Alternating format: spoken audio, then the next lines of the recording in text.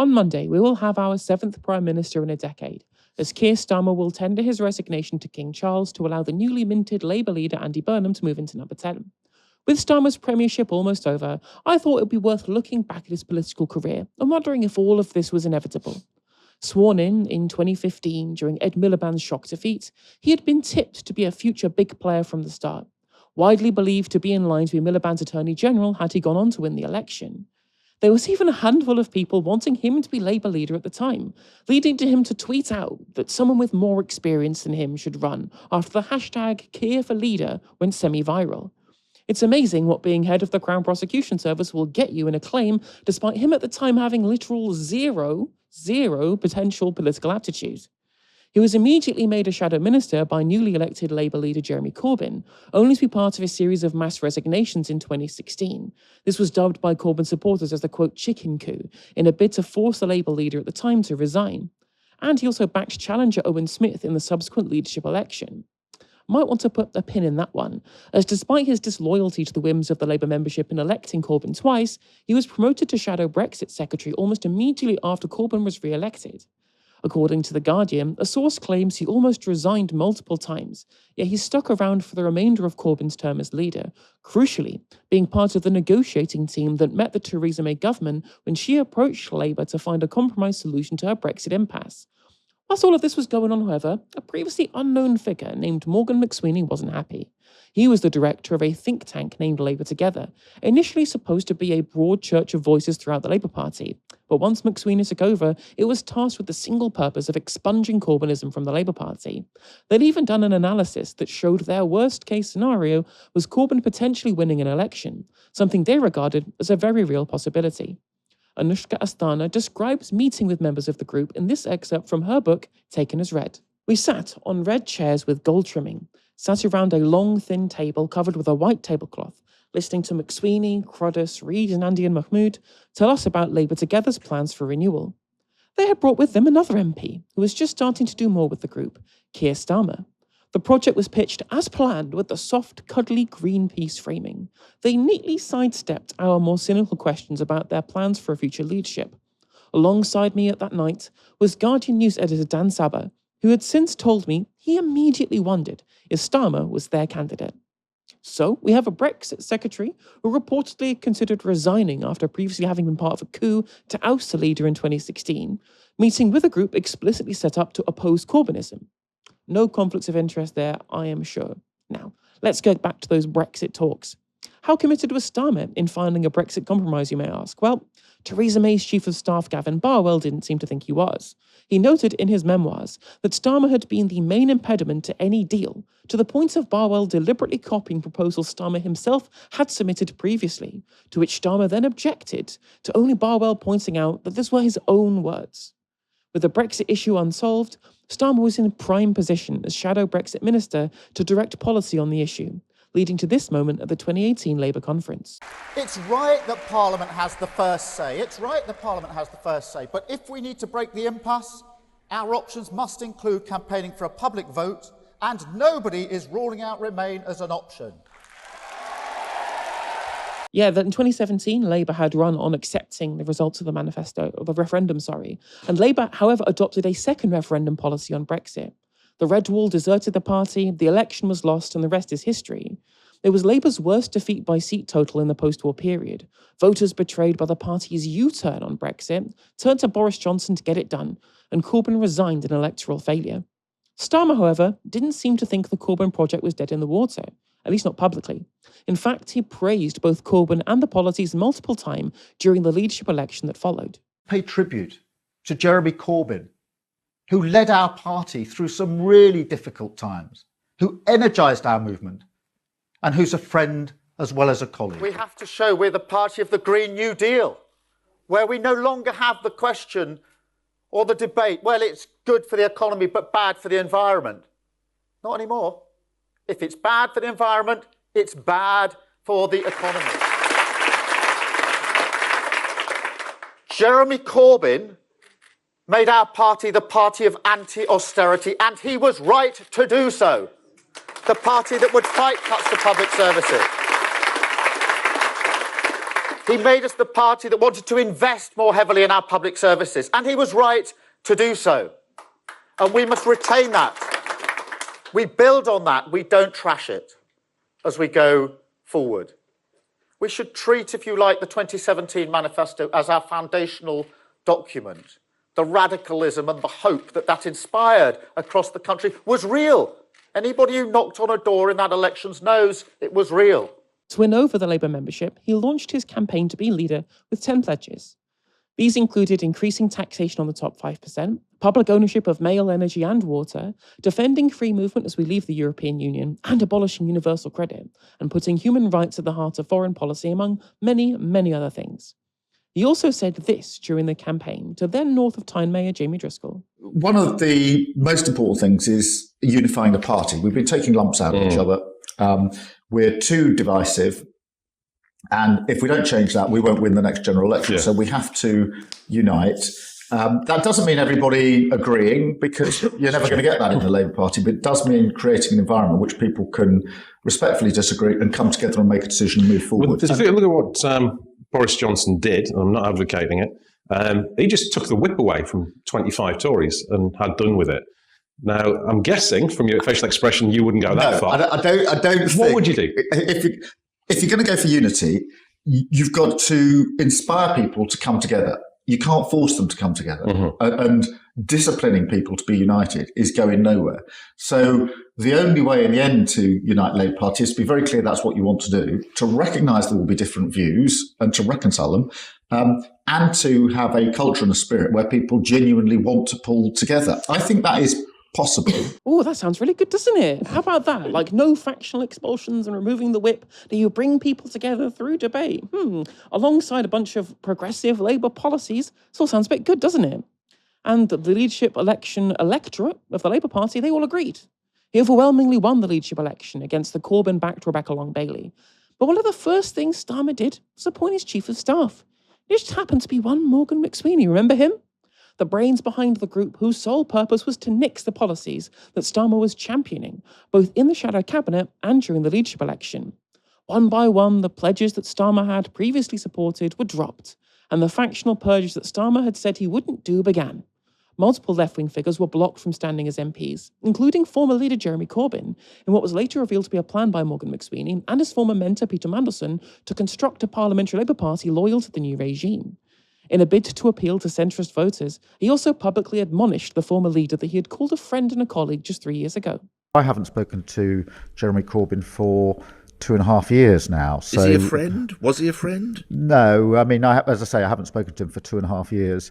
In 2020, he was a friend. So he's a colleague, he's a friend, and he's led us through some really difficult times in the Labour Party. I asked for those that have been most hurt by what had happened in relation to anti-Semitism simply to give me the space to show what I could do. I didn't think I could ask them for their support. I said, give me the space to show that I mean what I say. I meant what I said. And that is why Jeremy Corbyn lost the whip when he responded as he did to the terrible report on anti-Semitism that we had, and why he now won't stand as a Labour candidate. He was never a friend. No, not in the sense that we were, went to visit each other or anything like that. I worked with him as a colleague, but as I say, I haven't spoken to Jeremy now for 2.5 years. Yeah, Keir Starmer means what he says, chat. He means what he says. I wonder if those words might haunt him. He had successfully created the party in McSweeney's image. Every trace of the previous regime had been rooted out, including its leader, and in his mind, he was ready to face the electorate, in prime position to be the next Prime Minister after the Liz Truss mini-budget and the Russo-Ukrainian war that blew up the British economy. Labour went into the election promising very little of Starmer's original platform in the leadership election, ruling out major tax rises and nationalisations. And when the 2024 election came around, Labour was elected in a landslide, at least in terms of seats. With only 33% of the vote and fewer votes than the 2019 loss, the party got a whopping 63% of the seats in Parliament and a majority of over 100. Dubbed the Loveless Landslide, it was a broad but shallow coalition of historic Labour voters and people who were just sick of the Conservative Party. Meaning, whilst Labour had a lot of legislative power, they didn't have much wiggle room politically with the public. They had campaigned on the promise of change, the single word change, on the front of the manifesto. And yet, when they got into office, they only offered the same doom and gloom of the Tories. That's what we've inherited. Not just an economic black hole, a societal black hole. And that's why we have to take action and do things differently. And part of that is being honest with people about the choices that we face, how tough this will be. And frankly, things will get worse before they get better. Indeed so. Keir Starmer needs to be honest with people. What about the fact that in the run-up to the election, the Institute for Fiscal Studies had pointed out that there was a conspiracy of silence between the Conservative Party and the Labour Party in not acknowledging that there was going to be around about £20 billion worth of cuts to unprotected public sector services should there not be tax rises, which is very similar to the amount of the £22 billion black hole that was deemed to be necessary to fix through some tax rises and some cuts. The cuts that they decided that they had to do, whether it's winter fuel, which we'll come on to in a second, were part and parcel of this kind of Osborneite approach to governance. You come into office and you say, the other party, they've screwed everything up. They've screwed everything up. You're going to have to pay to fix it. It's not our fault, it's their fault, right? And if you thought that you'd get away with it in the way that George Osborne did in 2010, for example, maybe they would have been successful, but they promised change. The public was sick. The public are absolutely sick of continually having to deal with problem after problem after problem. They wanted actual hope and real change. And they came into office and they decided we're going to project doom and gloom. We're going to talk down the economy, which apparently spooked the markets in some ways as well. And then they decided, who we're going to make the people to pay for the problems that we're inheriting in this economy, right? We're going to choose the biggest electoral demographic in the country, which is pensioners, by engaging what most people would describe as their original sin in means testing the winter fuel allowance. Again, something that they said they wanted to do in 2014. Rachel Reeves said it when I believe she was a junior shadow Treasury Minister. Said they wanted to means test the winter fuel allowance when Ed Miliband was the Labour leader. And yet wasn't in the manifesto. People reacted negatively to it, right? You go where they went after this group of people in the country who always vote. And that was part and parcel. It was this kind of emblematic problem that then continued further and further and further, the more that they governed and they failed to be able to create a narrative of change. Now, not only content with angering the largest voter bloc in the country with cuts to fix this supposed black hole, they also went after the disabled as well. In April 2025, the government announced plans to drastically reduce eligibility for disability welfare, potentially plunging hundreds of thousands of vulnerable people into poverty. It's a penny pinch for the Treasury. And the thing, of course, is that the tactic they're engaging in here was this idea that we've looked at the polling. Polling say people want welfare cuts. One of the whole emblematic things about the 2015 Labour project they went into the manifesto with, they went into the election with, was this idea that the public have accepted that austerity is correct, that deficit reduction is the correct way to go, and that welfare cuts are necessary, and that welfare budget is too high. They've accepted the benefit street narrative. It's why Harriet Harman, when she became interim Labour leader, whipped to abstain on George Osborne's welfare bill, which had the 2-child cap on universal credit as part of those policies. It was why it's really emblematic of Keir Starmer to remove the whip. Again, this thing that he said that he wouldn't do, from people who supported removing this thing that was plunging, tens of hundreds of thousands of kids into poverty in this country. And the same is true with the disability welfare. They thought, we'll get away with it. The public have accepted that cuts to welfare are necessary, without realising that actually a huge part of your base are all people who don't elect Labour to remove welfare from the disabled, not from the vulnerable.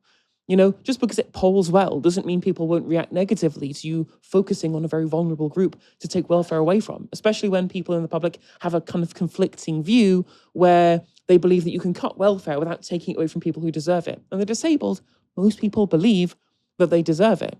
And this was what led to this kind of exodus of voters to the left of the Labour Party. They thought that the people who they'd purged initially were a very small sector of post-militant tendency era Trotskyists, rather than a very large amount of young people, Labour's historic base, at least for the last half a century or so, they would accept these cuts. No, they really would not accept these cuts. It was a broad coalition of anti-austerity voters that supported these huge numbers of people who came to the polls to support Jeremy Corbyn in 2017 and 2019, when Labour got more votes than they did than in 2024, despite getting fewer seats, dramatically fewer seats, right? They thought that they could treat these voters for granted, and then they all left. It must have felt like the best laid plans at the time.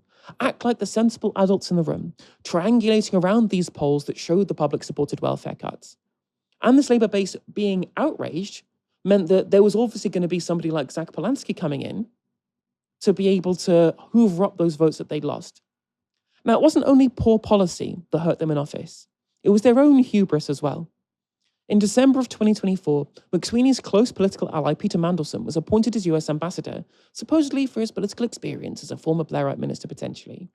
It was an appointment that the SW1 cadre revelled in at the time, yet it exploded in scandal 10 months later when the release of the Epstein files exposed the deep links between Mandelson and Epstein. This plunged the government into crisis. It was then when most people assumed that Starmer's premiership was doomed. Labour was polling lower than ever, his personal approval ratings were worse than any prime minister in history, yet Starmer refused to go, limping on as leader until the local elections this year, where Labour lost over 1,000 councillors in one of the worst routs in Labour history at a local election. This was the final straw for a once loyal parliamentary Labour Party, staring down the barrel of electoral wipeout in current polling in 2029 and being told stories of abject hatred of the Prime Minister on the doorsteps of the country. Cabinet ministers told Starmer his time was up, and here we are today, with his time as Prime Minister cut short after just 2 short years. But could this all have been avoided, right? Like, there's a reason I've gone back through all of this history, we've gone through all of Starmer's greatest hits, is to realise that none of this was inevitable. These wounds were self-inflicted. The country isn't ungovernable. They deliberately chose to make the centrepiece of their project of the post-Corbyn era, from Labour together, from everything that happened when Starmer was in the shadow cabinet, all the way up till today, was one project of essentially trying to remake the Labour Party into this misty-eyed idea of what it was previously, and the socially liberal young people weren't going to be the electoral base forever. Did they win over people? Well, the polls show that they didn't. They'd got fewer votes than in 2019. And you look at what happened in the local elections. Sure, they lost a lot of red wall seats to Reform UK, but they lost loads of seats in the local elections because Green voters had eaten into their vote share and came up through the middle or other parties, or coming up through the middle or other parties. And they lost absolutely droves of seats to the Green Party in London. They lost seats at the general election to independents over the issue of Gaza, which I've not even touched on yet, which I'm sure Dalia will get to in a second. They could have protected their base and created a grand coalition. There was nothing in my mind that would have been such an electoral liability of trying to bring the left in and actually stand on the mandate of party unity that Keir Starmer promised in the leadership election, that would have made sure they didn't win against what happened to the Conservative Party after Liz Truss. None of this was inevitable. They could have built a functioning electoral coalition that brought in the left of the Labour Party and the right of the Labour Party. They chose to make it so that everybody who believed in Labour values deserted them to go elsewhere. And now what are they left with? Like the people crying over Keir Starmer having left, mostly middle-aged, middle-class people. And we're seeing that the Labour Party electorate is the richest electorate in the country. It's what the polling shows. Dalia, do you agree with me? Do you think all of this was inevitable? Or do you think that there could have been a different path that this administration could have taken? I mean, I think there absolutely could have been a different path. I think it would have had to have been led by a different man, though. I think, as we sort of begin to see the end of this long limp to nothing that was Starmer's premiership, we can sit back now, hopefully for the last time, because I'm really excited to never talk about him again, and think, what was his legacy? What has his legacy been? And I don't think that Starmer was ever necessarily preoccupied with going down in history as a principled man.